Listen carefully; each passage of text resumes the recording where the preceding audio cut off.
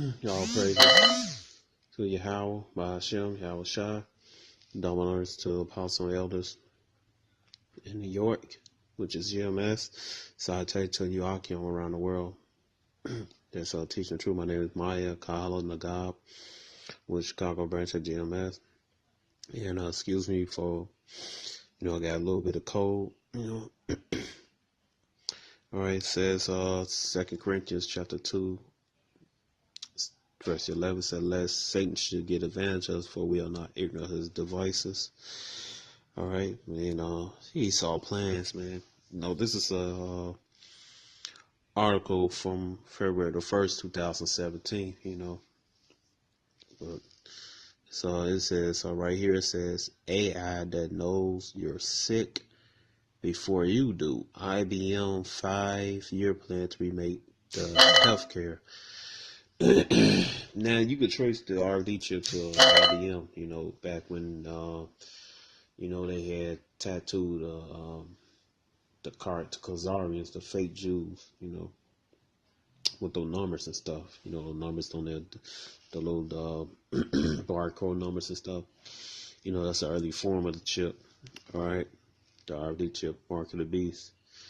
All right, it says right here, it says a mix of artificial intelligence and custom silicon could help people diagnose themselves with a range of conditions before they show symptoms. All right, so basically Esau trying to be like the Most High, It says right here, it says a silicone wafer designed to sort particles found in body fluids for purpose of early disease detection. All right, so basically trying to woo people to take this damn mark of the beast, man, the Ver chip.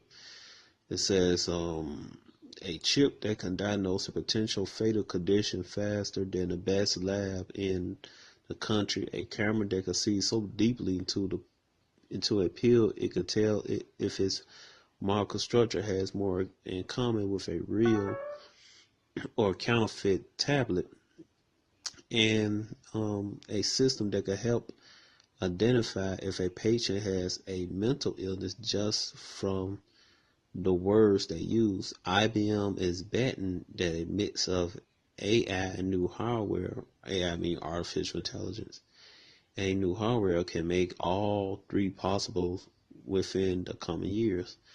It says IBM's research labs are already working on turning these concepts into fully fledged healthcare tools, combining the company's existing machine learning and artificial intelligence systems with newer kit, including revamped silicon and millimetric wave phase array sensors.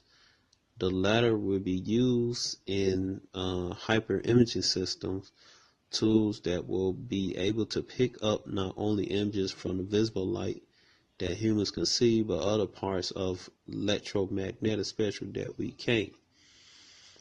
All right.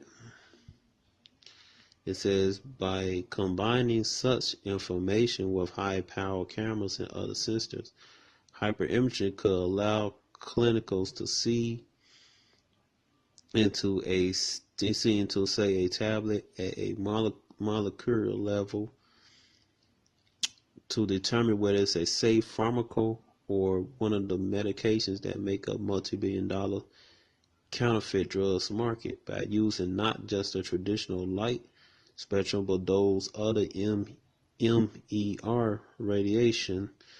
We can collapse that much more rich image that will give us all kinds of clues we don't get today. Rashid Parmar, the technical executive and distinguished engineer at IBM, told ZD and ZDNet.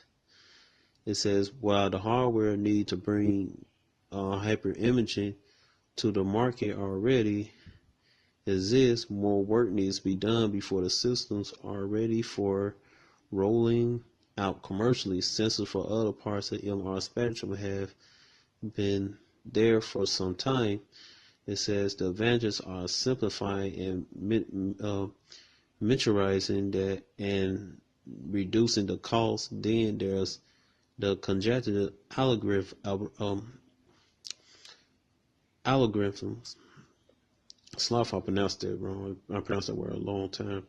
Algorithm, algorithms that can interpret that and visualize that in a way that makes sense. From our ad, we got some quite health. We got some quite Heath Robertson, some quite Heath Robertson devices at the moment, but we can see how to miniaturize that pretty quickly.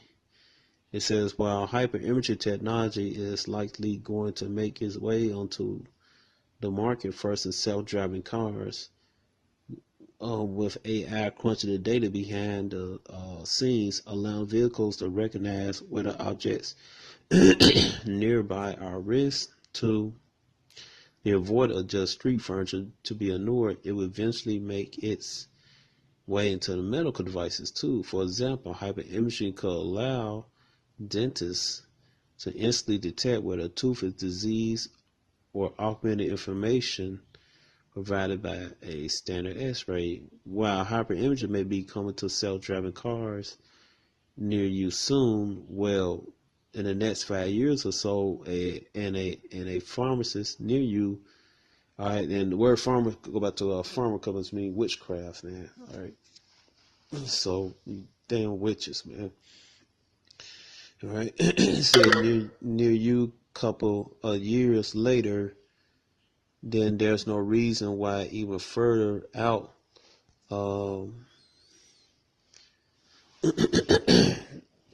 Lock me. Plug in my power cord. All right. It says right here.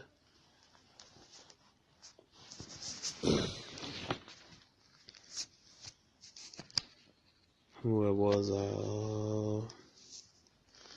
It says while hyperimagery may come into a self-driving car near you soon, well, in the next 5 years or so, a pharmacist near you a couple of years later, then there's no reason why even further out we might be able to turn our smartphones to the same task too. Eventually, should the necessary sensors and imaging kit to be incorporated to phones, then hyperimagery could be used to help people with allergies or illness like cold disease to scan their food for trace of substance that trigger the condition.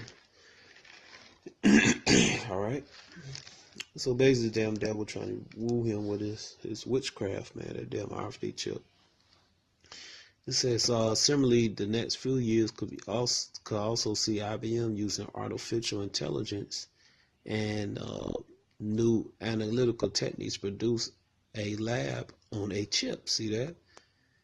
And see how nice they sound and everything. Basically trying to woo you, taking that damn chip. RFID chips and a pocket-sized device that will be able to analyze a single drop of blood or other bodily fluid to find evidence of bacteria, viruses, or elements like proteins that could be indicative of an illness. All right. So when this damn chip come out, because it's gonna be all in RFID chip, this technology, you're gonna see people. Watch. And you're gonna see people that have full blown AIDS. And you're gonna see people that have like third stage or fourth stage of certain cancers. Watch, they're gonna be cured of this damn chip. And watch all these people, they will come running to take this damn chip, man. All right.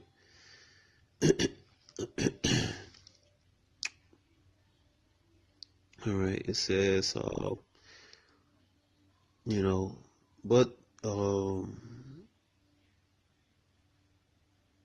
let me see right here. It says we worked 6 or 7 years ago on a notion of nanofibers, which mimic smell so you can make miniature cantilevers based on orders. Going past that, you can use that to create virtual nodes. See that, this damn devil? They said if you combine that with other form of sensor, you could use nanostructure to take a sample of any body fluid, whether saliva, blood, or tissue sample from a biopsy, and you could start to use that to analyze it for potential diseases. See, and this basically is damn devil, man. I ain't trying to woo y'all with this technology. You take this damn chip, man, but we're not gonna be ignorant of Satan devices. So this is it for now. Shalom.